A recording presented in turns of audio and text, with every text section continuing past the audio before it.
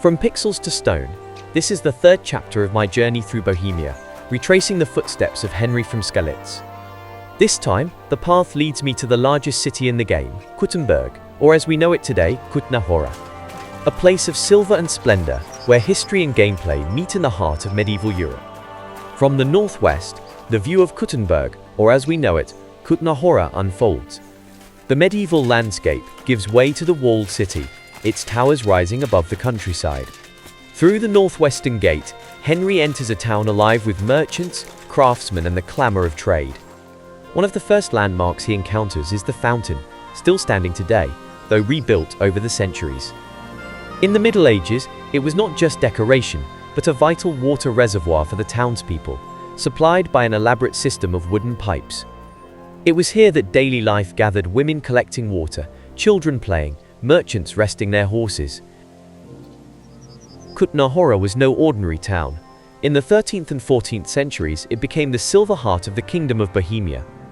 The mines here produced so much silver that the town rivaled Prague in wealth and influence.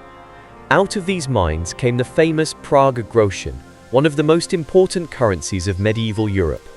With wealth came power, and Kutná Hora quickly rose to become the second city of the kingdom, hosting royal diets and shaping politics. That immense wealth also shaped the skyline. The starkly beautiful Gothic church of St. James, with its slender tower rising 86 meters high, became one of Kutná Hora's defining landmarks, with construction beginning in 1330 and completed in 1420.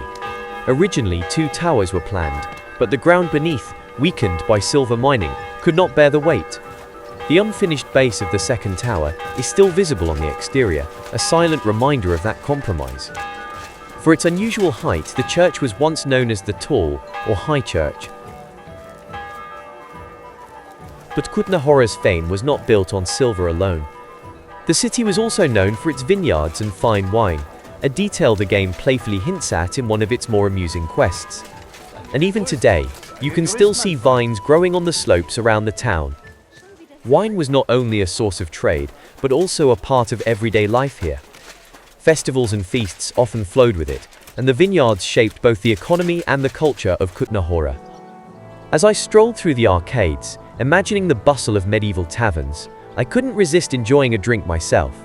Not wine, but beer, for if there is one thing the Czech lands are just as famous for today, it is their beer. Cheers! Refreshed, after my drink, I take to the streets once more. I continue, as Henry once did, through the streets and arcades towards the market square, where the old town hall once stood, the political heart of the city.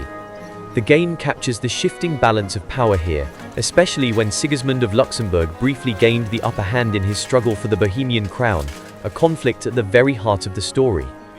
Today, the town hall is housed in the Italian court, which also plays a central role in the game. But that is a story for tomorrow. For now, let's step into the tavern to get some rest. Good morning. In the game, the marketplace slowly comes to life as people gather for the day. In real life, we now walk to the Italian court just a few minutes away.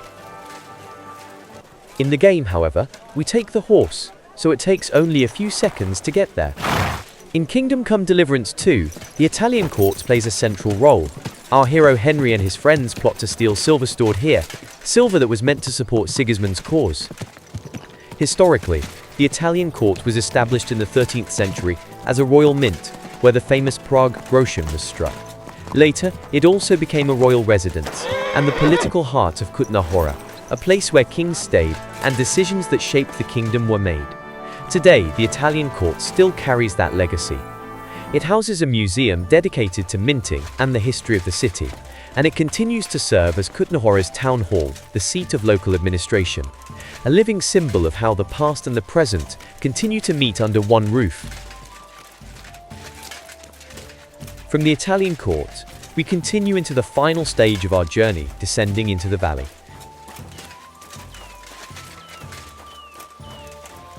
Around the year 1400, this was a place of restless activity.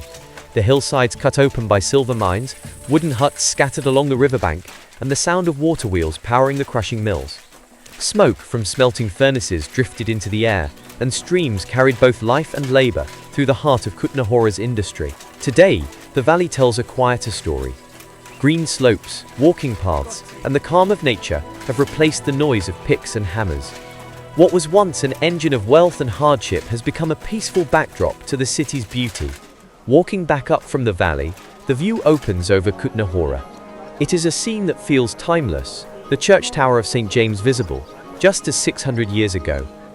Back then, the air was filled with the noise of merchants, miners, and craftsmen, and the city walls marked the boundary of this silver town. Today, the walls are gone, and tourists now fill the streets, wandering past the same landmarks and squares. Back in the city, the very last part of my journey takes me past the Czech Museum of Silver, in the game still under construction, through streets lined with medieval timber houses and another city gate. Then I reach an area that around 1400 was one vast building site. Where today stands the Grand Jesuit College and its boulevard, once lay a vast medieval construction site for the Cathedral of St. Barbara. Wooden huts, smoke, and men at work filled the slope. The college itself was built much later, adding Baroque splendor long after the game's story. The cathedral, begun in 1388 and financed by the miners, is a tale also told in the game. It's a lasting symbol of Kutná Hora's wealth and power in the Middle Ages. Standing here today, I feel how past and present still meet, and how the spirit of this city continues to live on. The game, with its detail and its story, drew me into a world long gone, yet here in Bohemia, it still feels ever present.